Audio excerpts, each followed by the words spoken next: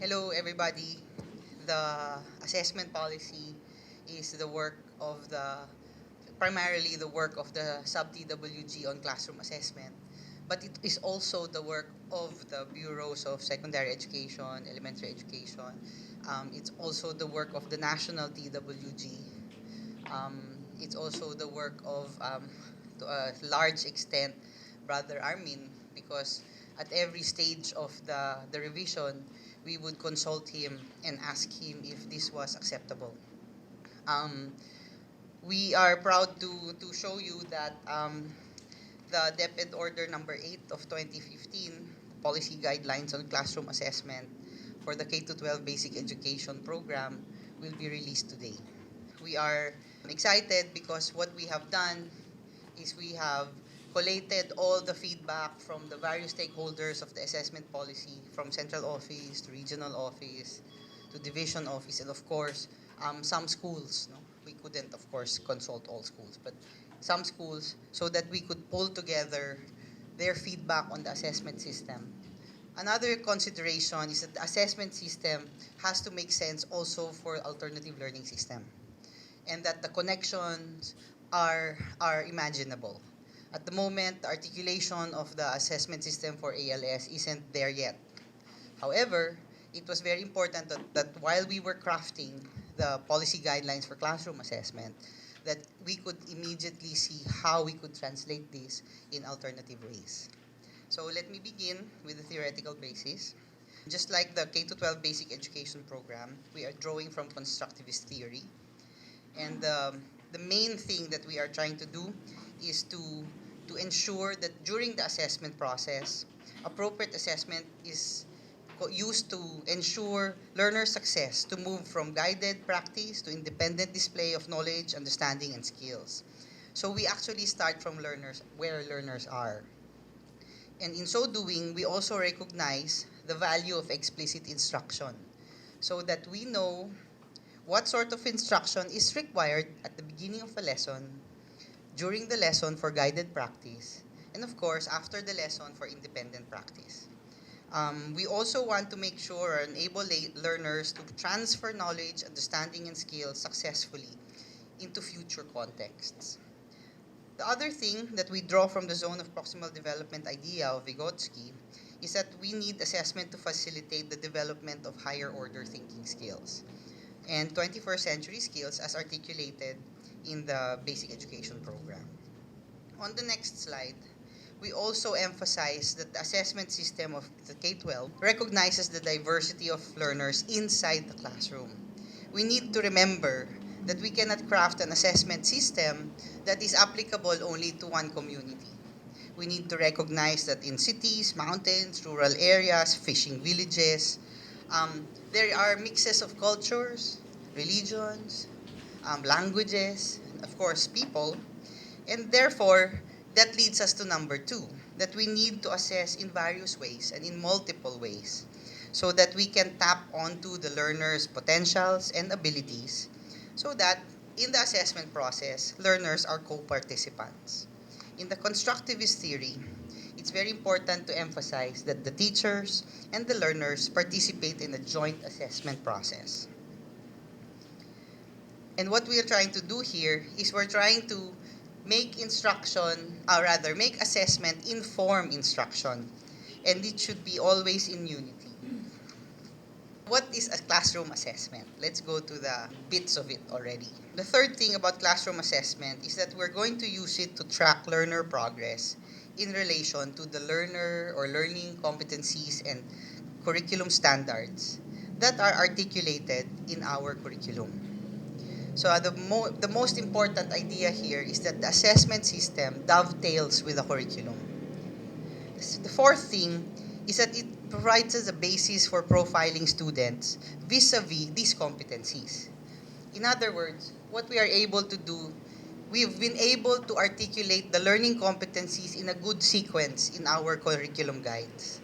Our curriculum guides are well arranged from first quarter to fourth quarter following a sequence of easy to difficult. In the same way, by following the curriculum guides and making sure that assessment is connected to curriculum, we make sure that we are also following the curriculum guides in the assessment of competencies, again, from easy to difficult. And we should be able to profile children who are able to work with the easier competencies, have trouble with the more difficult competencies, and follow them through. While we do assessment, and because assessment in the classroom is equally important to teacher and student, we have to help students develop self-reflection and personal accountability for their own learning. That's why they have to know exactly how they are doing at any given point in time. Number 7, using classroom assessment as a process of identifying, gathering, organizing, and interpreting quantitative and qualitative information about what learners know and can do will definitely lead to better teaching. I think that if teachers are enabled to do those 4 things, identify, gather, organize, interpret data about their students' learning, we will be able to use, or they will be better able to use, assessment information for better instruction. Number 7, classroom assessment method should be consistent with curriculum standards. Whenever we assess in the classroom, we make sure that our assessment is consistent with the objectives of the lesson. And naturally, teachers should make sure that the objectives of every lesson is hinged or are hinged on the curriculum standards. And finally, number 8, we need to be able to see what sort of competencies or what competencies are already covered by the children. And always the point of view is we want to know how they are progressing on the competencies. So what is assessed in the classroom? Assessed are content standards, performance standards, and learning competencies. Content standards cover a specified scope of sequential topics within each learning area or strand, domain, theme, or component. They answer the question, what should learners know? Performance standards, on the other hand, describe the abilities and skills that learners are expected to demonstrate in relation to the content standards and also demonstrate integration of 21st century skills. They answer the following questions. What can learners do with what they know? How well must learners do their work? How well do learners use their learning or understanding in different situations? How do learners apply their learning or understanding in real-life contexts? And what tools and measures should learners use to demonstrate what they know? Finally, the smaller bits are learning competencies. Learning competencies refer to the knowledge, understanding, skills, and attitudes that learners need to demonstrate in every lesson or learning activity. To align with the assessment process with the K-12 curriculum, we adapted the cognitive process dimensions, which may be used as a guide to the formulation of assessment tasks and activities. These are based on Bloom's taxonomy, but they are an upgrade of the Bloom's taxonomy, and it starts with remembering, understanding, applying, analyzing, and then ends up with evaluating and creating. The descriptors for every level are on your slide, and they're definitely on the department order. So I will refer you to the department order. But let me cite you an example of how we are connecting and how we need to think about the K-12 basic education assessment system or framework for the classroom, and how we are migrating to this system from DepEd Order 73. So just an example, for example, curriculum standards, which are articulated in content and performance standards. And let us, for example, just get one of the first component of K-POP, of DepEd Order 73, knowledge. So what should students know? How are they to express or provide evidence of what they know? In the cognitive process dimensions, we can tap onto 2, which would be remembering. The learner can identify, retrieve, recognize, duplicate, list, memorize, repeat, and reproduce. And applying. The learner can execute, implement, demonstrate, dramatize, interpret, solve, use, illustrate, convert, and discover. So this is a way of looking at how we are migrating from one assessment system to another. Here's another example for process. Process on DepEd Order 73 asks the questions: what can students do with the information or facts they have in relation to familiar situations? Number 2, what are the evidence of what they can do with the information and facts they have? In the K-12 assessment system, this would intersect with understanding, applying, and analyzing. When we look at understanding, which answers the questions: what breadth of understanding do the students have regarding the information and facts that they know? And what are the evidence of the breadth and depth of understanding that the students have reached? And this now interfaces with understanding, applying, analyzing, and evaluating. And finally, for performance or product, DepEd Order 73 asks 2 questions. What innovations in terms of products and performance are learners able to do? And what are the evidence that learners can use or transfer their learning in real life or different situations? This intersects mostly with applying and creating. So with this kind of migration from one system to the other, what we're able to do is to connect better our content and performance standards with our assessment system. Now, how are learners assessed in the classroom? We drew from the UNESCO Program on Teaching and Learning for Sustainable Futures, and it defines formative assessment as ongoing forms of assessment closely linked to the learning process, and it is informal. It provides immediate feedback to both learner and teacher. It helps prepare learners for summative assessments, and it is recorded but not included as basis for grading. So when is formative assessment done? Okay. So if you have a lesson and we have 3 essential parts of a lesson, these are the bare minimum parts of the lesson: before the lesson, during the lesson, and after the lesson, then we have different purposes for formative assessment for each part. So for example, before the lesson, the purposes for the learner correspond to the purposes for the teacher. The emphasis of formative assessment is that information must be usable by both teacher and learner. So for example, for the learner, know what he or she knows about the topic or lesson. On the other side of the column, for the teachers, is to get information about what the learner already knows and can do about the coming lesson or the new lesson. So what we've done is we've matched what learners and teachers should do with the information. For the next one, which is during the lesson, again, we've done the same thing. No?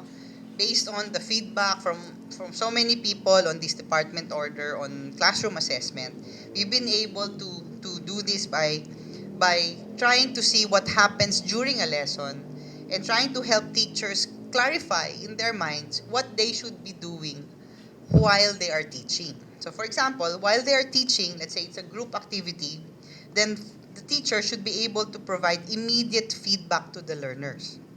So the learners will know what their strengths and weaknesses are. They should be able to identify learning gaps for the learner so that the student or the children will be able to help themselves overcome these learning gaps. For after the lesson, there are other purposes also. For example, for the learner to tell and recognize whether he or she met the learning objectives and of course, met the success criteria for that particular lesson. On the teacher side, the teacher has to assess whether the learning objectives have been met for a specified duration, whether he or she needs to remediate or enrich, and of course, if you need to do some reteaching again. After formative assessment, the second component of classroom assessment is called summative assessment. Summative assessment may be seen as the assessment of learning. So, summative assessment usually occurs towards the end of a period of learning in order to describe the standard reached by the learner. In other words, it's always looking at the learner's performance in relation to a particular standard. Using the UNESCO definition, summative assessment is comprised of judgments derived that are usually for the benefit of other people other than the learner. So, if formative assessment is for direct classroom use, summative assessment may include other people. And who might they be? Siyempre, obviously, parents. Obviously, school heads. And if necessary, summative assessments will have to inform those who are giving out scholarships, those who are providing children with opportunities to support their education. So summative assessment must be very seriously taken. The results of summative assessment are recorded and are included in the computation of the final grade. Now, what are the components of summative assessment? There are three: written work, performance task, and quarterly assessment. So what's written work? Written work in summative assessment ensures that students are able to express learned skills and concepts in written form. And these may include essays, written reports, long quizzes, and other such written output. For example, they will convert a short story to a play. That would be written work. Okay? Performance tasks allows learners to show what they know and are able to do in diverse ways. They also may create or innovate products or do performance-based tasks. Written output may also be considered performance tasks depending on the learning area. In performance tasks, the focus is on the performance, not the product, not the project, but the way to get to the product. So in other words, we are looking more at process. We want to avoid this thing where we grade the project and it was the father who made the project, diba? Or the brother. What we want to do is to be able to track the stages of product development by looking at how the student actually made it. And finally, the quarterly assessment measures student learning at the end of the quarter, and this may be in the form of objective tests, an objective test. It may be in the form of performance-based assessment, particularly important for applied areas like sport, art, tech voc.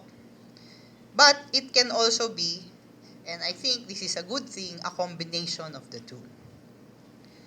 For written work, it is strongly recommended that items in long quizzes or tests be distributed across the cognitive process domains so that our long tests and quizzes don't just focus on remembering or worse, it only focuses on the critical and the analysis. We need a good spread because we must allow the diverse children in our classroom to show what they know. Our tests are not designed only for those who can show what they know on difficult items.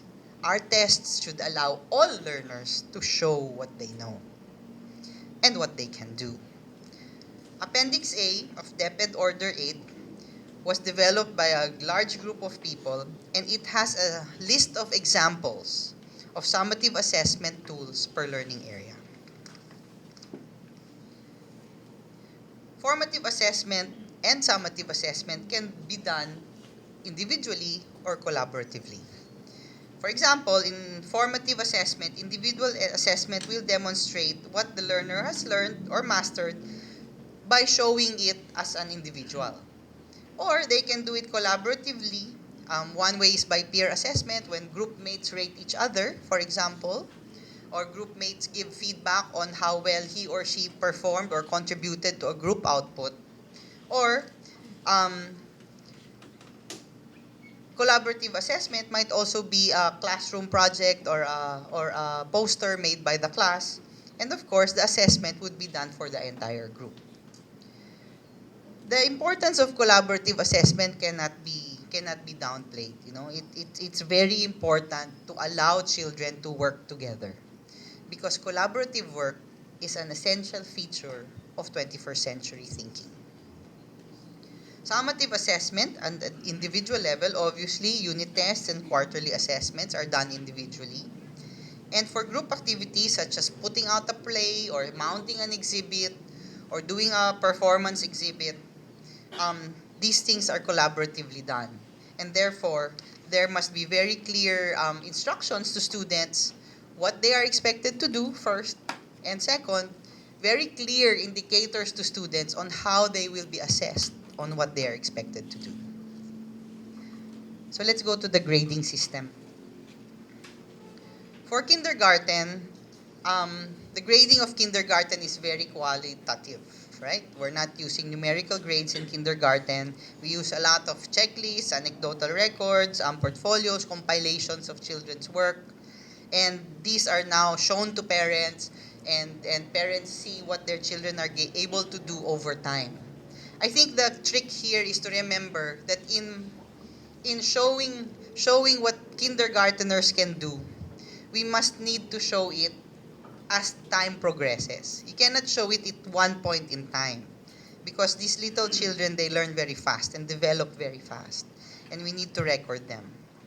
For grades 1 to 12, learners are graded on the three components: written work, performance tasks, and the quarterly assessment. And this is given, obviously, every quarter. Kasi quarterly assessment, di ba? Okay. These components are given percentage, weights, and these vary by learning area. Third, all grades are based on weighted raw scores of the summative assessments. And fourth, the minimum grade needed to pass a learning area is 60 on the raw scores. And this is transmuted to 75 on the report card. So let me emphasize, the passing grade is 75 on the report card. But this is based on the raw scores of on the weighted raw scores on summative assessments. And that weighted raw score is hinged on 60 as passing. So if you give a quiz and you have 10 items on your quiz, the passing grade on your quiz is 6/10. There's another aspect to this that I must emphasize, and it will become clearer why later when I talk about the end of the school year, is that we have established or we have decided that we will have a floor grade on the report card. In other words, every subject will have a final grade, and that final grade cannot go lower than 60. Okay? So the lowest mark that can appear on a report card is 60. But from 74 to 60, failed na. Does not meet expectations already. I'll explain later why, okay, as we proceed. Now, how is learner progress recorded and computed? First, we add all the grades of learners' work, and this will result in the total score for every component. We divide the total score by the highest possible score of all these assessments, and then we multiply the quotient by 100%, and this will result in a percentage score. We convert the percentage score to the weighted score because the weights differ according to learning areas. We multiply the percentage score by the weight of the component, which is indicated in tables 4 and 5 of the classroom assessment policy. We add the weighted score of each component, and the result will be the initial grade. This initial grade is then transmuted using another table, our transmutation table, which is also on DepEd order number 8. That transmutation table is already specified na, point by point, grade by grade. Table 6 of the DepEd order shows an example of a class record, and it also shows the step-by-step computation of these grades. So, how are grades computed at the end of the school year? For kindergarten, as I said earlier, there are no grades, just descriptors. For grades 1 to 10, the average of the quarterly grade produces the final grade. And then, the general average is computed by dividing the sum of all final grades by the total number of learning areas. And I need to emphasize, each learning area has equal weight. Grades 11 and 12 is a little different. The average of the quarterly grades produces the semestral final grade. And the general average is computed by dividing the sum of all semestral final grades by the total number of learning areas for a semester. So in grades 1 to 10, there's one general average. In grades 11 and 12, there's a semestral general average. Because in senior high school, there are courses that are prerequisites of each other. And so we need to shift our thinking from yearly general averages to semestral general averages. Then how do we describe these grades? The summary of learner progress is shown quarterly to parents and guardians through a parent-teacher conference in which the report card is discussed. In other words, we don't issue the report cards. We discuss the student progress.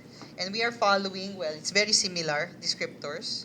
Outstanding, very satisfactory, satisfactory, fairly satisfactory, and did not meet expectations. So, outstanding is 90 to 100, and then that's cascaded down. And below 75 would be the grade for someone who did not meet expectations. The final grade in each learning area and general average are reported as whole numbers. In other words, there will be no decimals on the report card. Okay? Now, how are they promoted and retained at the end of every school year? For grades 1 to 3 learners, the final grade of at least 75 in all learning areas, when a student earns that child is promoted to the next grade level.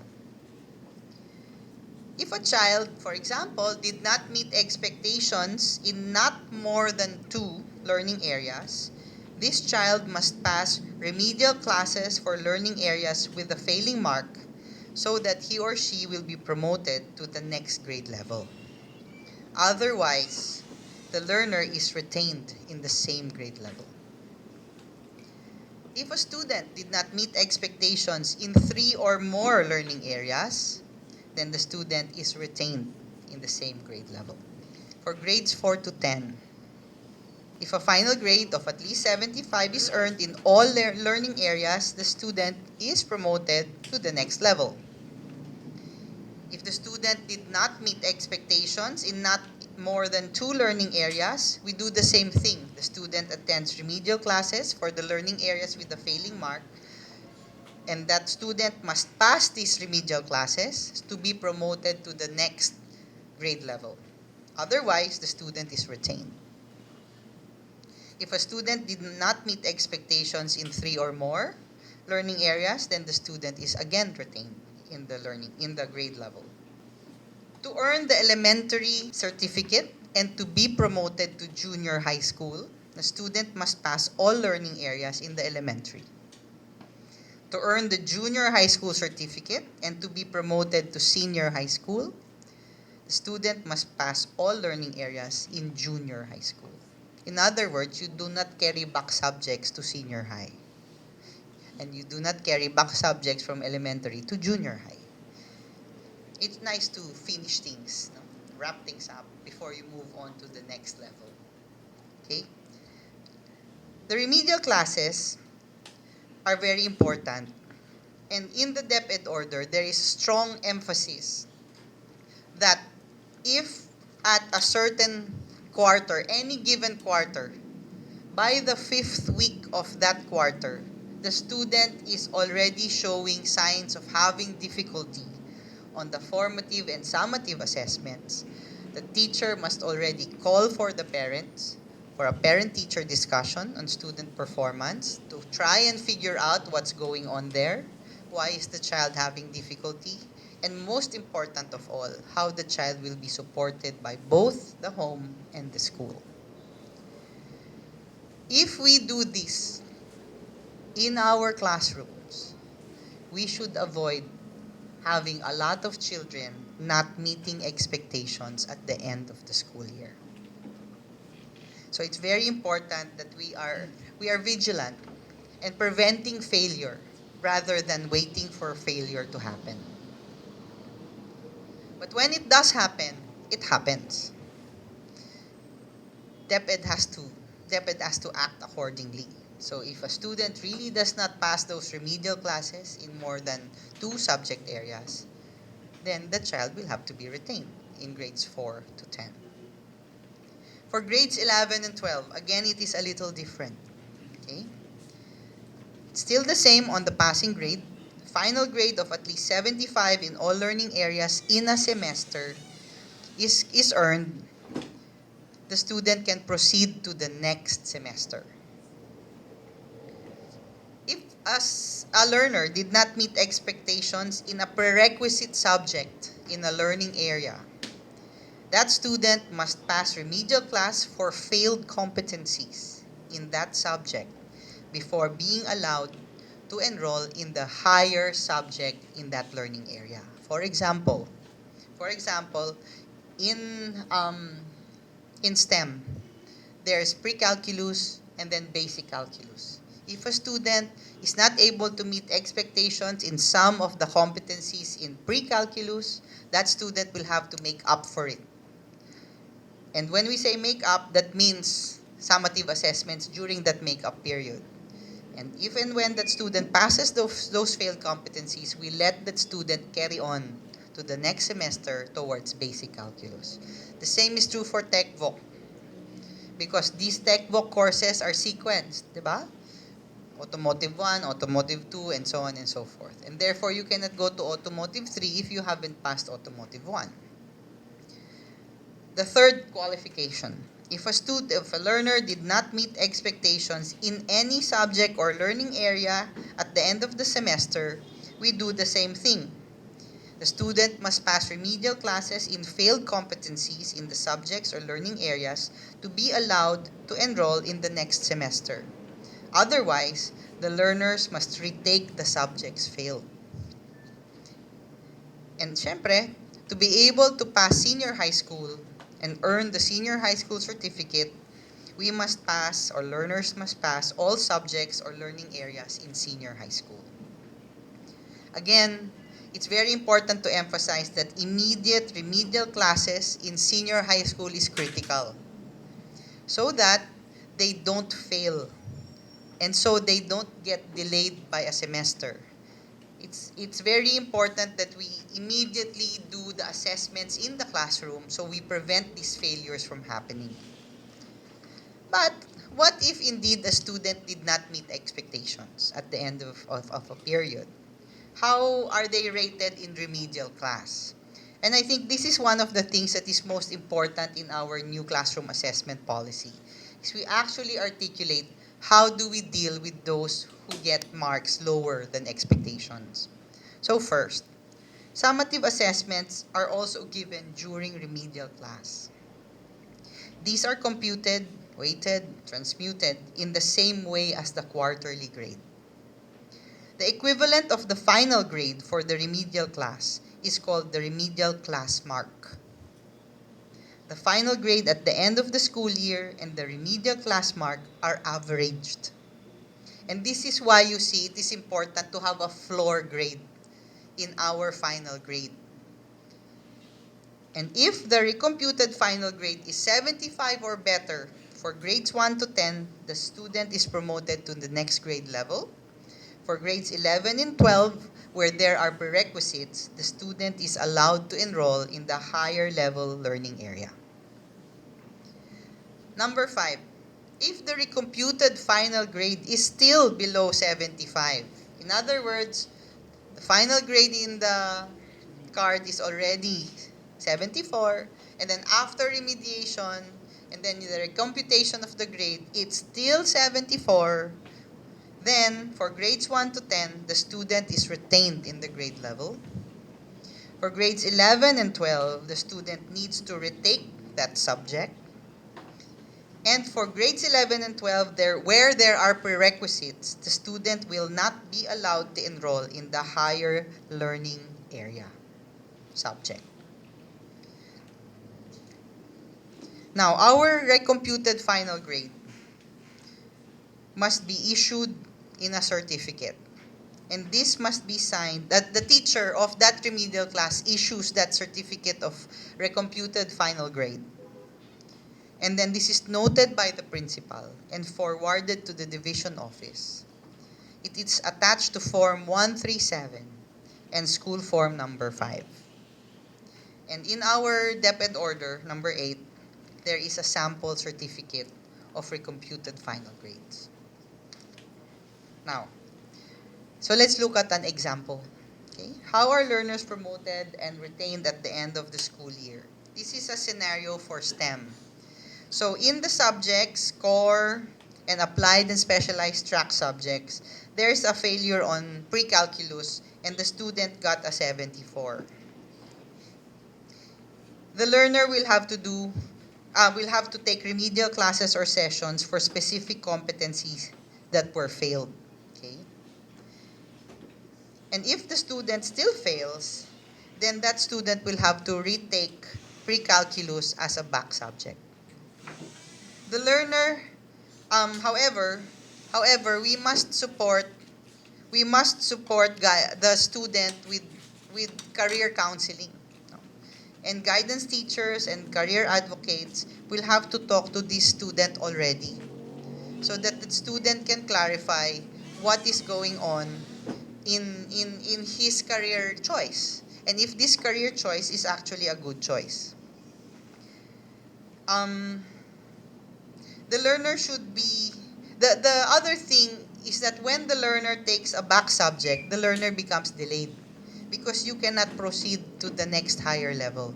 So it's really important to start remediation by the 5th week of the quarter. Scenario number 2. Let us say that the student has trouble with 2 subjects. In this particular example, there's a 72 on personal development and again a 74 on general chemistry.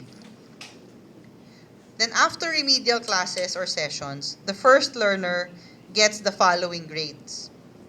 Personal development and general chemistry continue to be 74. Then this student will have to retake these 2 subjects, okay, as back subjects. But we're trying to avoid back subjects, no?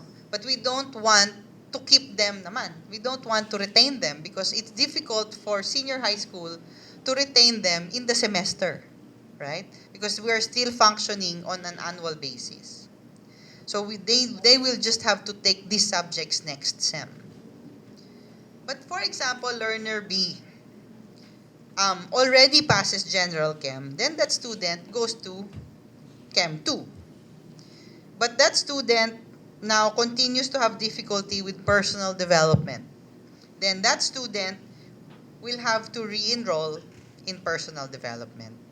And hopefully, the guidance teachers, the ESP teachers in that school can focus a little bit on this student who needs some help.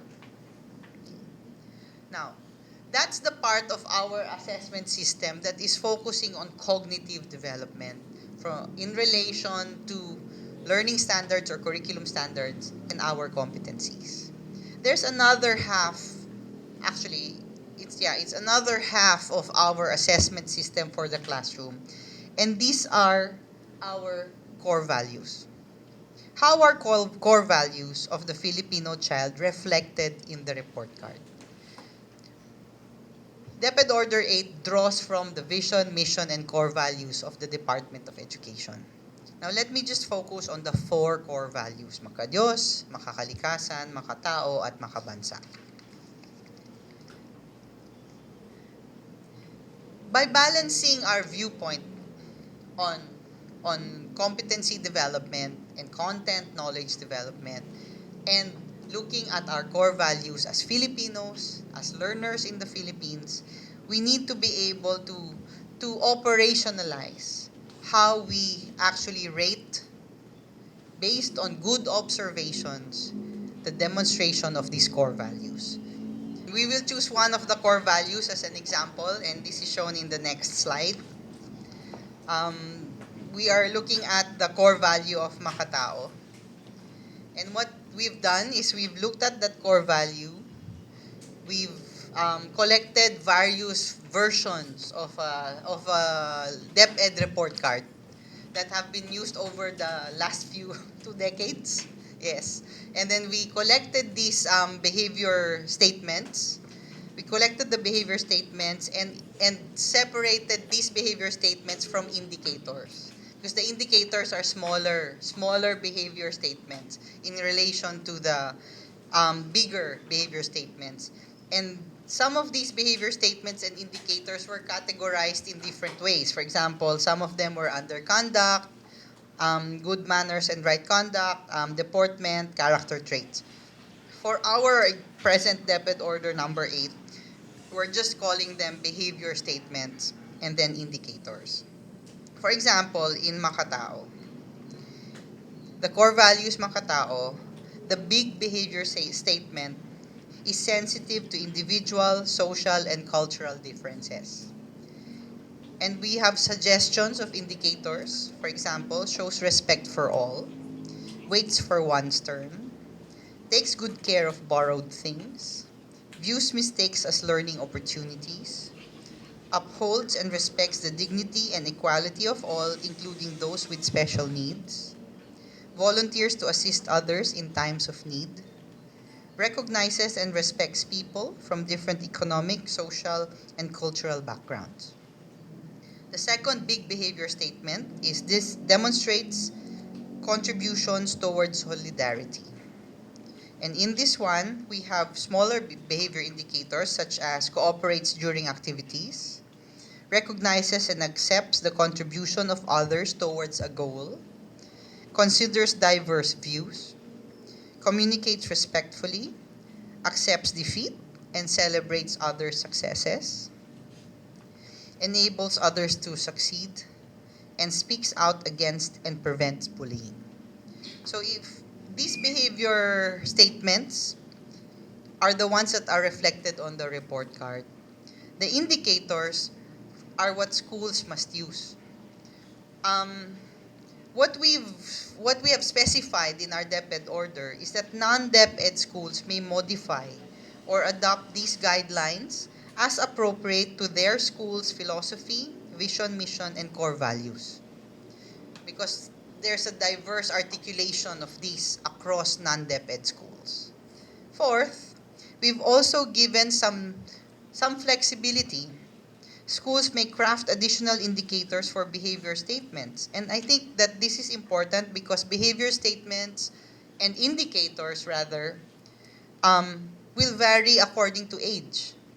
You'll expect simpler behaviors or expressions of behavior from children in grades 1 and 3 from those that you expect from children in grades 10, 11, and 12. The schools must also ensure that if they will create new indicators in addition to the ones that we have specified in our DepEd order, these indicators must be gender fair and culturally appropriate, child-centered, and of course, age-appropriate.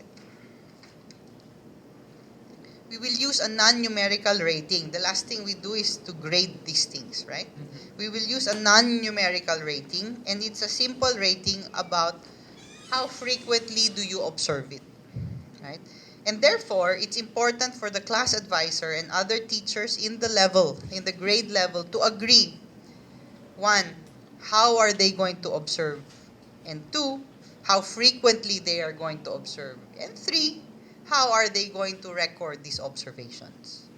So that everybody is given a fair chance at being observed. The marking that we have specified is always observed, sometimes observed, rarely observed, and not observed.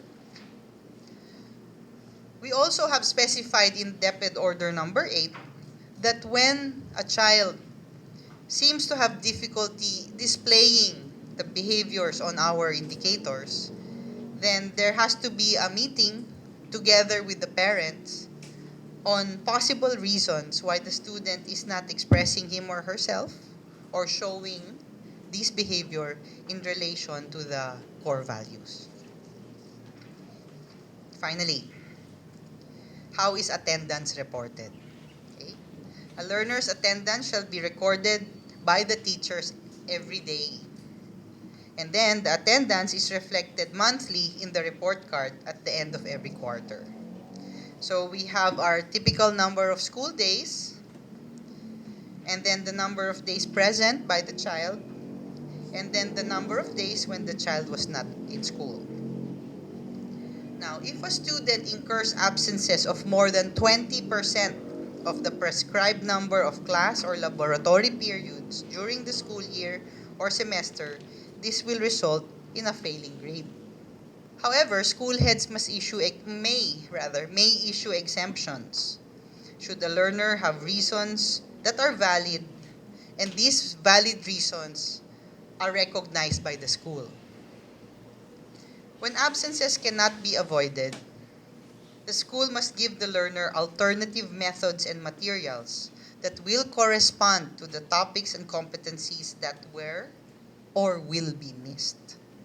And I need you to note that were or will be missed, because we already have in our possession at the department alternative delivery mode materials. We have alternative learning system materials which can be given to these students should the expected attendance be compromised by either sickness or other family issues that cannot be avoided. Finally, this is the example. Finally na nga ba? Yes, finally. This is the example of the report card for grades 1 to 10. You have the front and the back. The front and the back. They're pretty much the same as before. We have removed the comments part because the comments are very standard anyway. So it might be better to just have discussions with the parent. And then inside are already the learning areas and the report on observed values. And then for grades 11 and 12, it's pretty much the same for the face and the back. But inside the grades 11 and 12 report card are blanks, because the combination of subjects that will be taken in senior high school will vary from school to school. And therefore, it's the semestral averages will be comprised of different subjects. So even if everyone is required to take the core, it does not mean they take the core at the same time. So there's a little bit more handwriting work to do for senior high school, but that is the price of flexibility. With allowing schools to select what subjects they will offer in given semesters, there's a little bit more desk work to be done. That is the complete description of DepEd Order number 8 during the national training of trainers for teachers, as well as the mass training for teachers. The DepEd Order itself will be discussed in more detail, including how to compute the grades. And I hope that this video will clarify some of the items on that DepEd Order. However, maybe this video will not be necessary at all, because the DepEd Order, after all, is more than 28 pages long. And the explanation for each of these parts are very, very, very detailed. So everyone, thank you very much for being here, and I hope this helps.